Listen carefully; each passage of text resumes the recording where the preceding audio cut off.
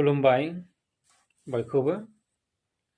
आं बे भिडिअनि गेजेरजों बेखौनो मिथिहोनो हास्थायदों, बे जाहैबाय आंनि गोदान मेथाइ सुजुनाय दा बड' गस्पेल सं। बे मेथाइखौ गुबुन गुबुन मानसिफ्रा सोरबा माने आपल'ड खालामनानै रि-आपल'ड खालामफिनदों, माने गुबुन मोनसे पुराना भिडिअ'आवहाय एडिटिं खालामनानै होदों। दा बिथांमोननिसिम आं खावलायदों हात जर खालामनानै नोंथांमोना अननानै जाहाथे डिलिट खालामो, मानोना होनबा उद्देश्य दङ, थांखि दङ बे मेथाइनि गेजेरजोंहाय। दा बेखौ ओरैनो बानायनाय जायाखै अनलायग्राफोर, बेहा खरस खालामनाय जादों, एसेब्लाबो खरस खालामनाय जादों।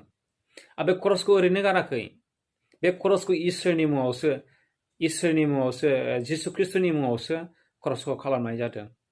आरो बे खरसखौ सोरबा सासे मानसिया डनेट खालामाखै, सोरबा सासे बबेबा मोनसे गभर्नमेन्ट बा सोरबा मोनसे अनुस्थान प्रटेस्टाननिफ्राय बे सहायखौ मोनाखै।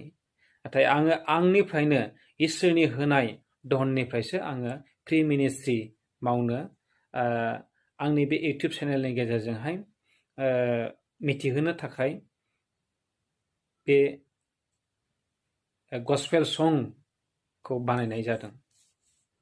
दा बेवहाय जुदि नोंथांमोनहा गावजों गाव मानिलायनानै जुदि सोलियाब्ला, गावजों गाव जुदि हेफाजाब खालामलायाबा, गावजों गाव जुदि कपारेसन होलायाब्ला जों माबोरै इसोरनि मिनिस्ट्रिखौ मावनो हागोन?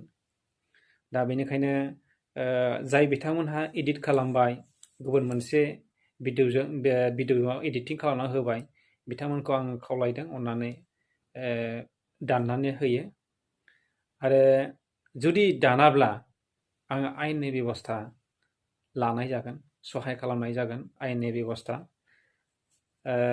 बेनिखायनो एसेसिमखिनिखौ आं सानाखै।